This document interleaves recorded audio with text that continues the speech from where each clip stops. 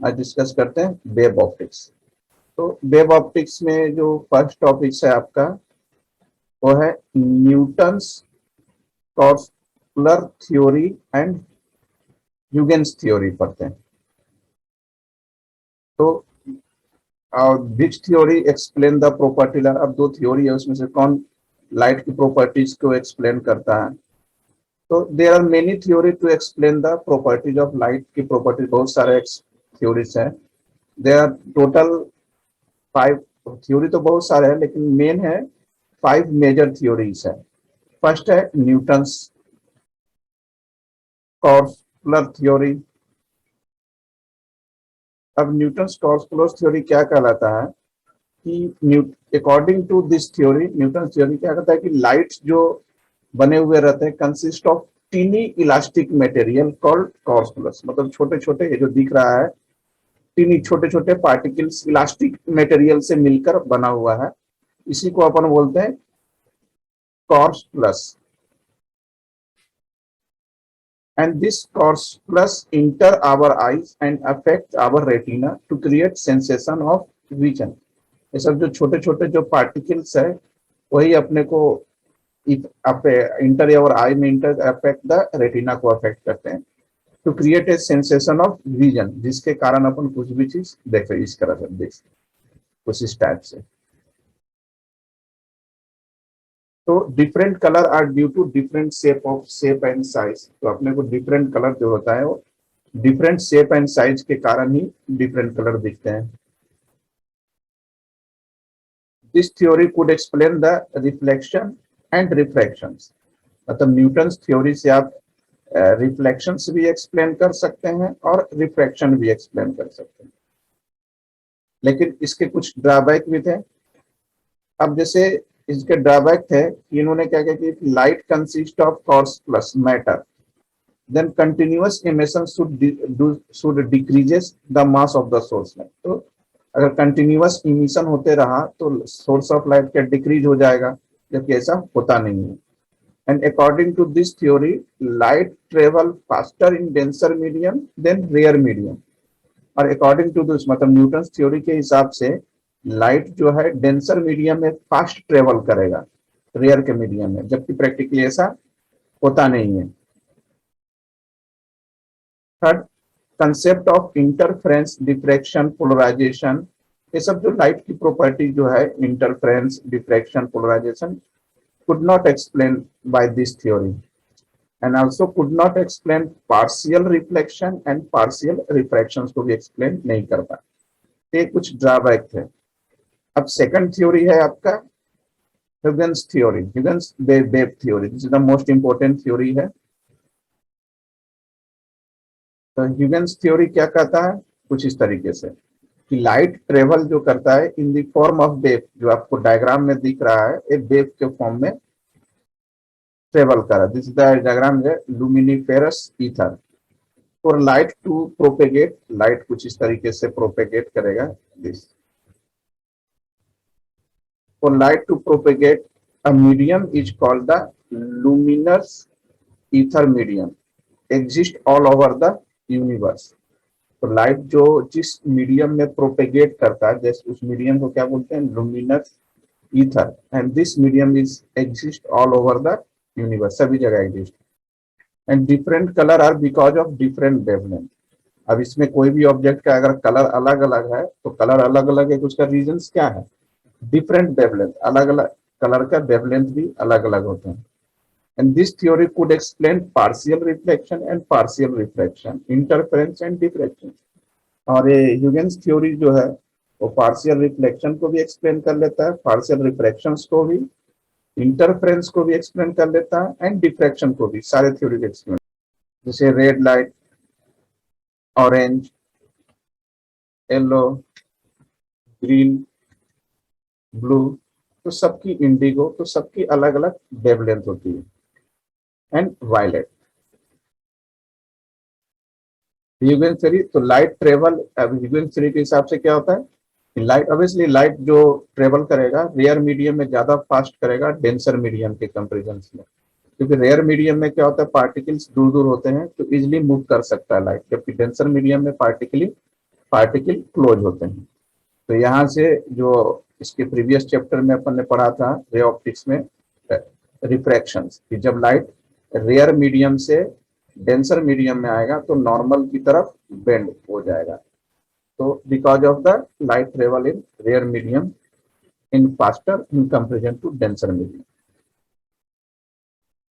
अब इसके भी कुछ ड्रॉबैक थे, क्योंकि जब तक एक थ्योरी का ड्रॉबैक नहीं होगा दूसरा थ्योरी आएगा नहीं।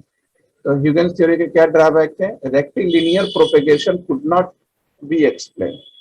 जो रेक्टिलिनियर प्रोपेगेशन हो गए उसको ह्यूजेंस थ्योरी एक्सप्लेन नहीं कर पाया। And luminiferous ether could not found anywhere, और लुमिनस ईथर कहीं भी नहीं पाया जाता है। Third drawback, could not explain modern physics concept like photo electric effect को एक्सप्लेन नहीं कर पाया है। बताए क्या होगा इसका आंसर? क्या क्वेश्चन है? Huygens theory of light assume the light propagation in the form of wave. Newton's theory states that different colors of light are due to, according to Newton's, different color basically किस कारण से होता है? Due to different shape and size के कारण, according to Newton's। और Huygens theory could not explain, इसको explain नहीं कर पाया, अभी बताया था मैंने, फोटो इलेक्ट्रिक इफेक्ट।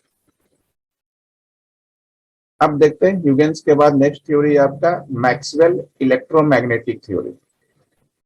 तो जो ह्यूजेंस के ड्रॉबैक था उसको ड्रॉबैक को इन्होंने, जैसे न्यूटन्स के ड्रॉबैक को ह्यूजेंस ने खत्म किया और अपना नया लेवल से पर मैक्सवेल साहब ने ह्यूजेंस थ्योरी के ड्रॉबैक को कम किया। तो Maxwell postulated the existence of electromagnetic wave, that means light wave are there assumed to be electromagnetic wave.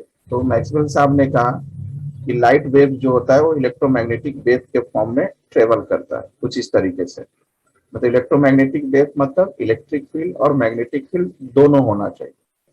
तो for the propagation of electromagnetic wave electric field and magnetic field are required. मतलब electromagnetic wave को travel करने के लिए electric field और magnetic field दोनों की जरूरत पड़ती है।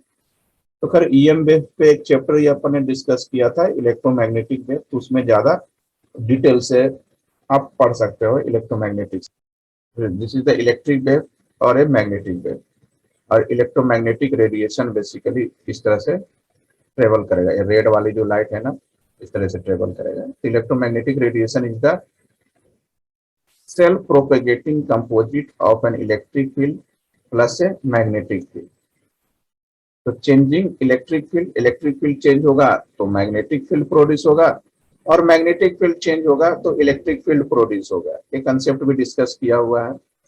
इसी को बोलते हैं सेल्फ प्रोपेगेटिंग। मतलब किसी भी सिस्टम में अगर इलेक्ट्रिक फील्ड वेरी कर रहा है तो मैग्नेटिक फील्ड प्रोड्यूस होगा, और अगर मैग्नेटिक फील्ड वेरी कर रहा है तो इलेक्ट्रिक फील्ड प्रोड्यूस होगा, मतलब खुद ब खुद होगा। इसलिए इसको सेल्फ प्रोपेगेटिंग वेव बोलते हैं।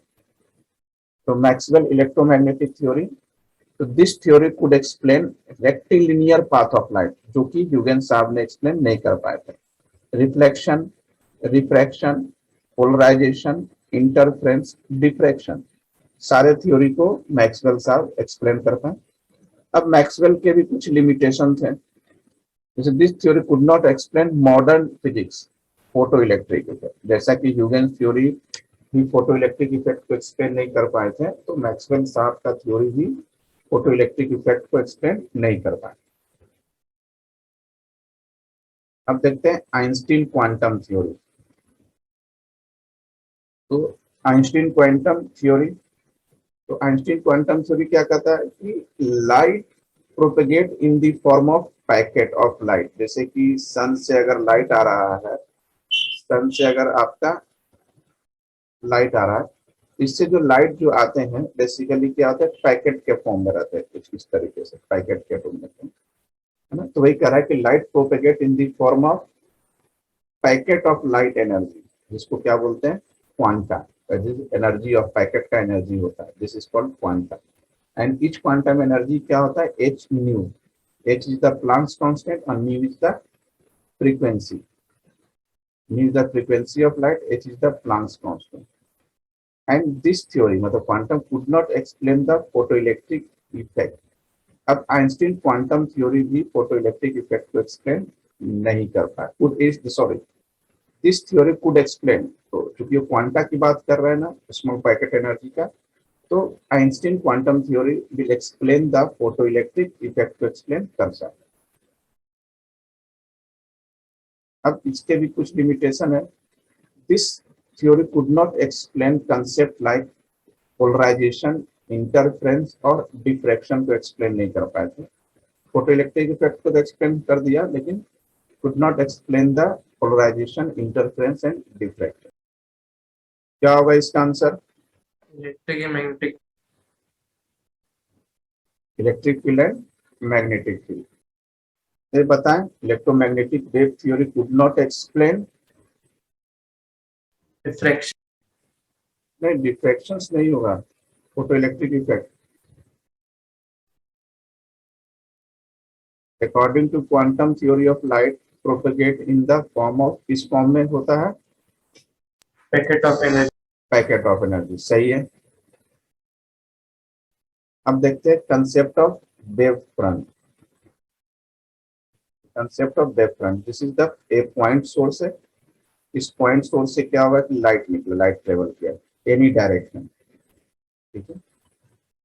तो ये जो अब लाइट इस डायरेक्शन में निकला, इस डायरेक्शन में निकला, ये जो पूरा सरफेस जो बना जहां तक लाइट ट्रेवल कर रहा है, this is the wave surface,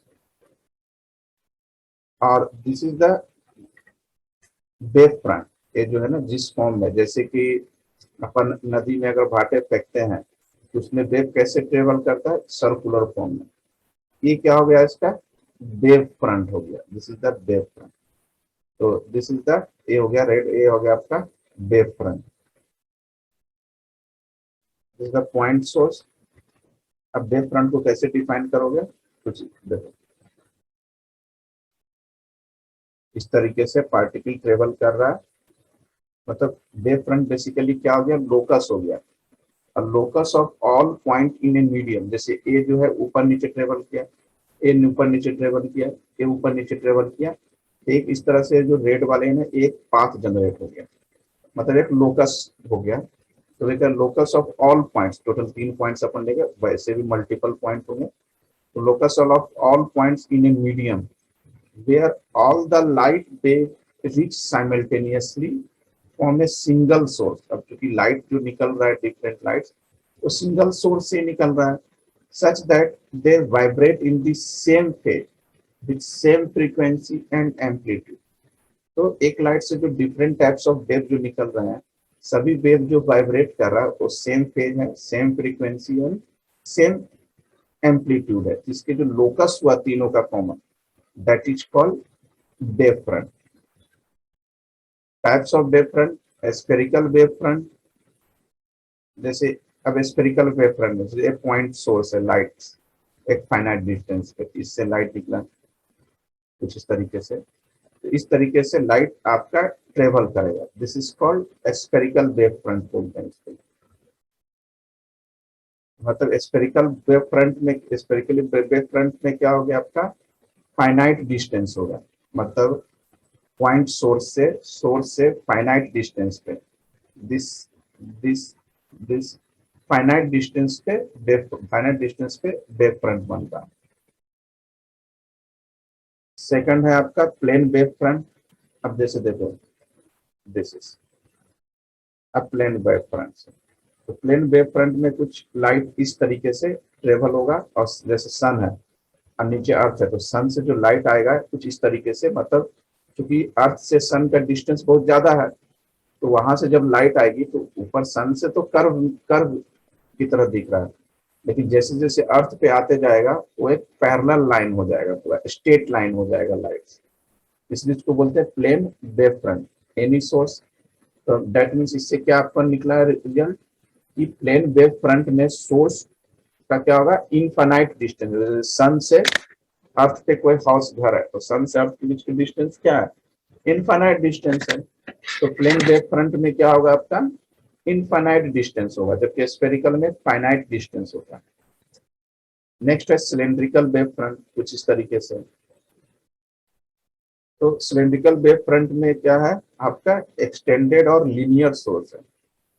extended और लीनियर मतलब एक्सटेंडेड मतलब इरेगुलर शेप है, जैसे आपका सिलेंडर हो गया, अ, और भी दूसरे जो हो गया आपका रेक्टेंगल, स्क्वायर, स्फेयर, ये सब सब एक्सटेंडेड ऑब्जेक्ट हो गया। और इसमें भी क्या होता है, फाइनाइट डिस्टेंस रहेगा आपका। तो फर्स्ट अपन ने डिस्कस किया था spherical wave front end point source क्या होता है, फाइनाइट डिस्टेंस पे होता है। सेकंड है आपका प्लेन वेव फ्रंट, जो कि पॉइंट सोर्स क्या होता है, इनफाइनाइट डिस्टेंस पे। थर्ड सिलेंड्रिकल वेव फ्रंट था, और इसके भी क्या होता है, फाइनाइट डिस्टेंस होता है, लेकिन ऑब्जेक्ट क्या होता है, एक्सटेंडेड या लिनियर सोर्स होता है वेव फ्रंट। तो वन बाय वन और भी डिटेल में डिस्कस करते हैं। Spherical wave front, spherical wave front, this is finite distance. तो व्हेन अ पॉइंट सोर्स क्या कर रहा है, when a point source is at some small finite distance, कोई पॉइंट सोर्स है स्मॉल डिस्टेंस पे है, the wave surface obtained is a sphere. तो जो वेव का सरफेस जो बनेगा वो स्फेरिकल फॉर्म में बनेगा। तो a part of this called the spherical wave front. Plane wave front कुछ इस तरीके से रहेगा आपका कि when a source is a infinite distance, source का इनफाइनाइट डिस्टेंस पे होना चाहिए, and a small portion of wave surface appears to be plane. It is called plane wavefront. This is plane wavefront. Third one is the cylindrical wavefront. When a slit, when a slit or linear source of light is used, the part of the wave surface. इसमें किस तरह से आप एक slit मतलब एक slit use करना, slit या लिनियर सोर्स ऑफ लाइट का जो सोर्स होना चाहिए लिनियर हो या स्लिट जैसा हो। Part of wave surface is often appears to be part of cylinder. तो सिलेंडर पार्ट ये जो आपको बन रहा है this cylinder and it is called cylindrical wave front, क्योंकि सिलेंडर पे ये एफ बन। क्या होगा इसका answer, Spherical wavefront. both spherical wave front propagate in homogeneous and isotropic medium। समझना, homogeneous medium भी बोल रहा और आइसोट्रोपिक मीडियम भी बोल रहा है। तो होमोजेनियस में तो स्फेरिकल हो जाएगा, और आइसोट्रोपिक मीडियम मतलब पार्टिकल दूर दूर होते हैं, इसमें प्लेन वेव फ्रंट हो जाएगा। Cylindrical wave front can be obtained from light source like slit. इसका बता, as a plane wave front propagate its radius of curvature. Plane wave front की बात हो तो फर्स्ट क्या डिक्रीज करेगा, क्योंकि अभी जो एग्जांपल हुआ जैसे ए ऐसा था सन से अर्थ में, अब धीरे धीरे आते आते क्या हो जाता है, स्टेट होता है, मतलब रेडियस ऑफ कर्वेचर डिक्रीज करे। Light from a star reaching on earth surface in the form of कौन सा वेव फ्रंट होता है, स्टार से जो लाइट आता है अर्थ पे, Elliptical. इनफाइनाइट इनफाइनाइट होता है ना distance, this is plane wave front. और स्फेरिकल में तो फाइनाइट हो जाएगा। अब कंसेप्ट ऑफ वेव नॉर्मल की बात करते हैं। वेव नॉर्मल बेसिकली क्या होता है, the perpendicular drawn at any point two the surface of wave front. Surface of wave front के सरफेस से एक परपेंडिकुलर ड्रॉन किया, and which shows the direction of propagation of light. और क्या show करेगा, वेव के डायरेक्शंस को, direction किस डायरेक्शन से प्रोपेगेट कर रहा है, that is called, this is called wave front. जैसे ये डायग्राम है, जैसे ये वेव फ्रंट था, तो ये वेव फ्रंट का ये वेव का पार्टिकल हो गया, तो इसके परपेंडिकुलर डायरेक्शंस पे इसके अपन ने परपेंडिकुलर ड्रा किया दिस। तो जो परपेंडिकुलर मैंने जो एरो ड्रा किया ना, this represent the direction of propagation of light, है ना, तो डायरेक्शन बता रहा है प्रोपेगेशन ऑफ लाइट, इसी को बोलते हैं अपन वेव नॉर्मल। ऐसे भी नॉर्मल का मतलब 90 डिग्री होता है, उस तरीके से भी याद रख सकते हैं। जैसे ये सोर्स है, ये अपना बना स्फेरिकल वेव फ्रंट, इस पे नॉर्मल ड्रा किया सभी पॉइंट पे, दिस इज वेव नॉर्मल। तो जितने भी अपन ने सोर्स से वेव फ्रंट पे जो परपेंडिकुलर ड्रा किया, all are called wave normal. And wave normal is radially directed outward, और वेव नॉर्मल हमेशा आउटवर्ड रहता है।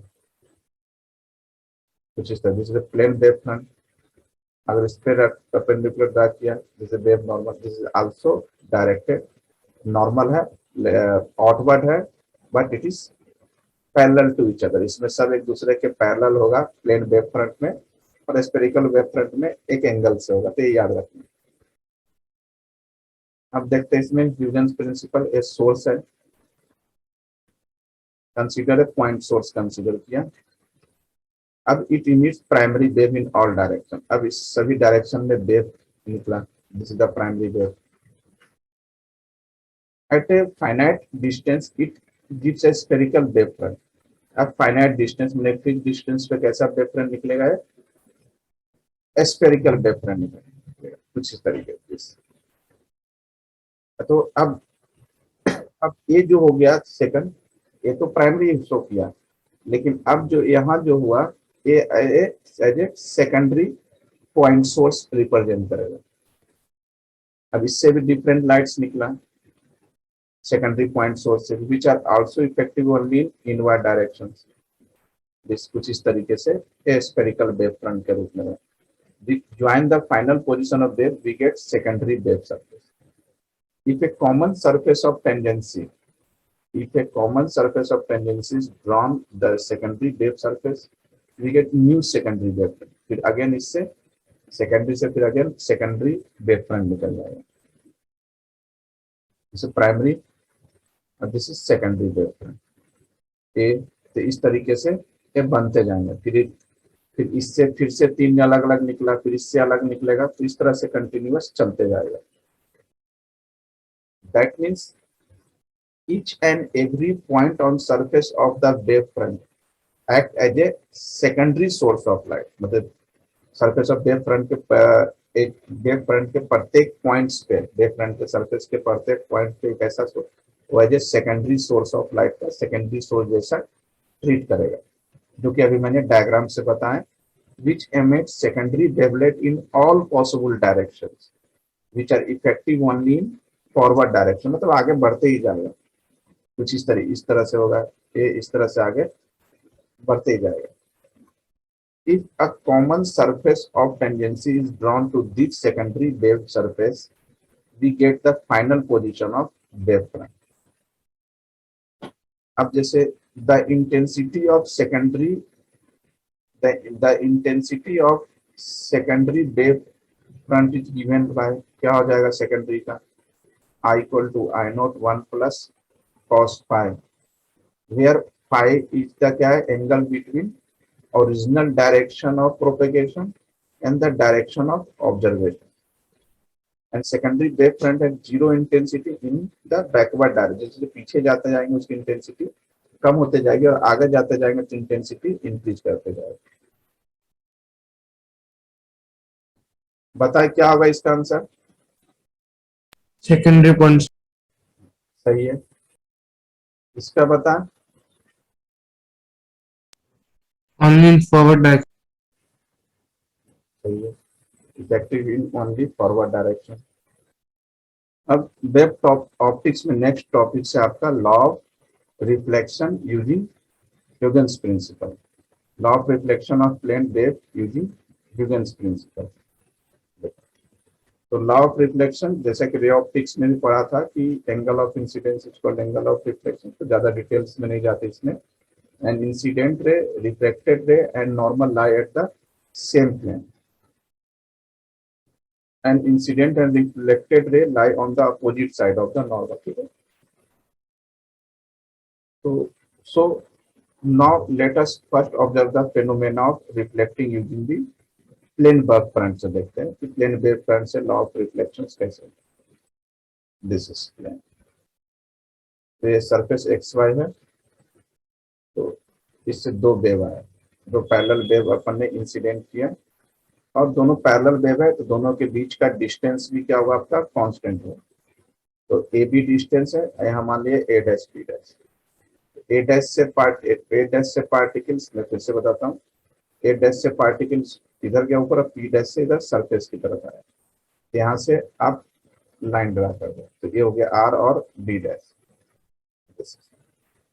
अब ए डैश आर और P B dash is equal to क्या हो जाएगा आपका सी टी, मतलब this is A dash R equal to P B dash is C T, मतलब वेलोसिटी इनटू टाइम, मतलब इक्वल डिस्टेंस ट्रेवल किया।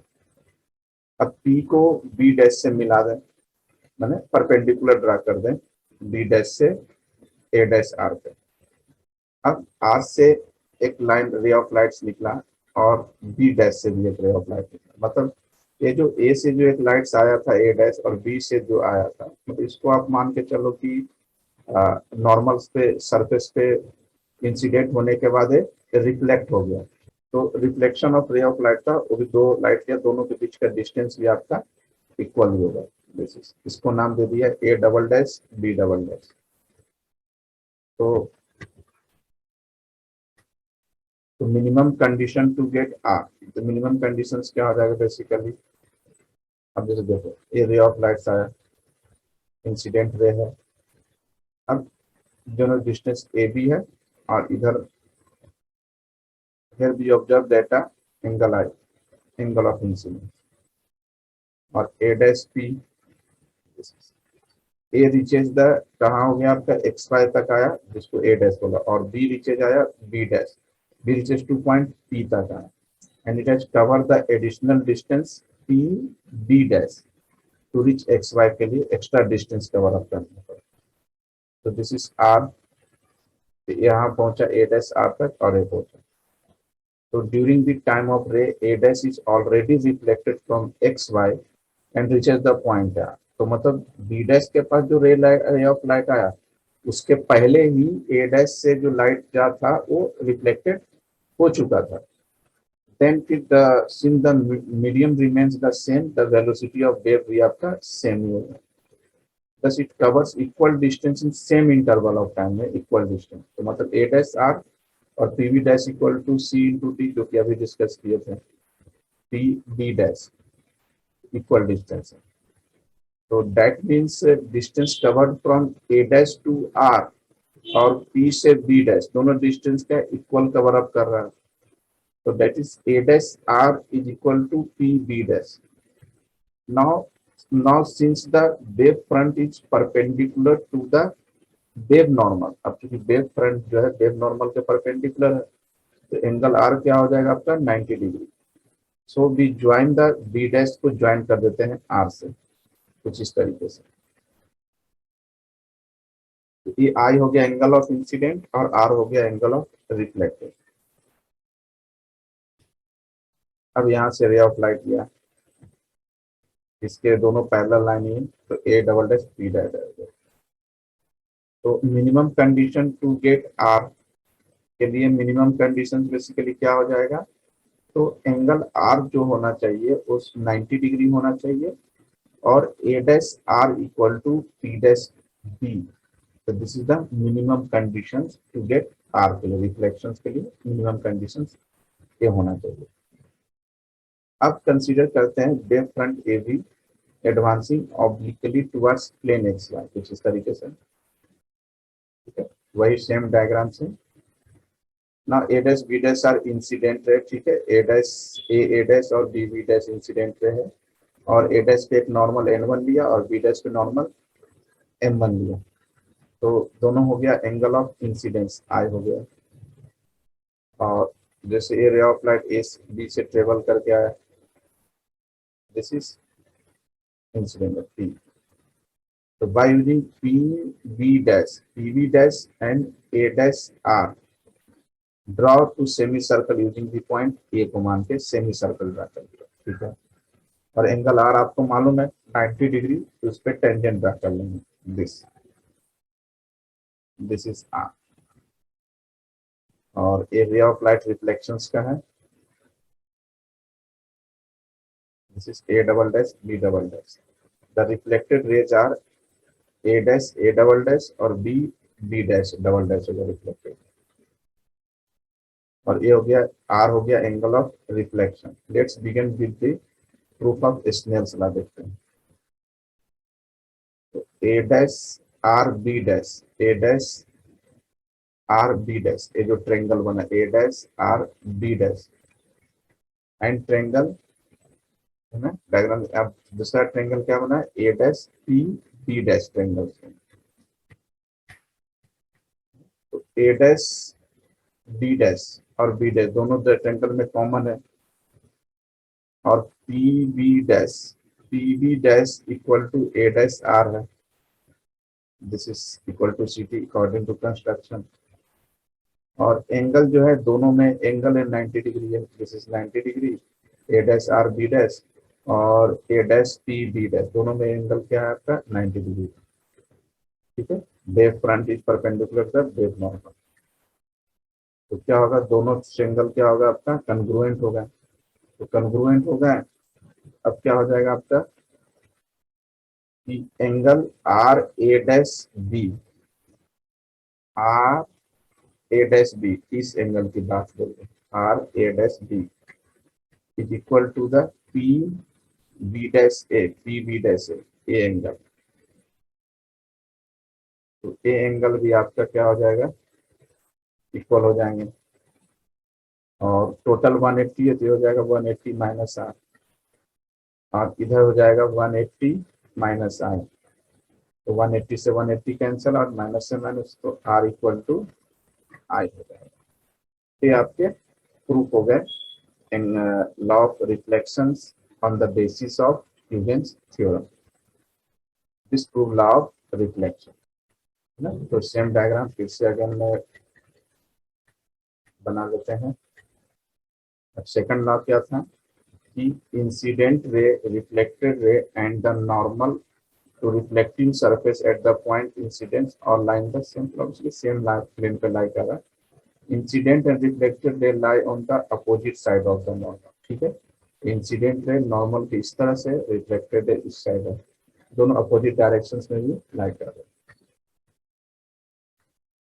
क्या होगा इसका आंसर, Constant speed. ठीक है, कांस्टेंट स्पीड। इसका बताया क्या होगा, Both. Incident and reflected rays lie on opposite side.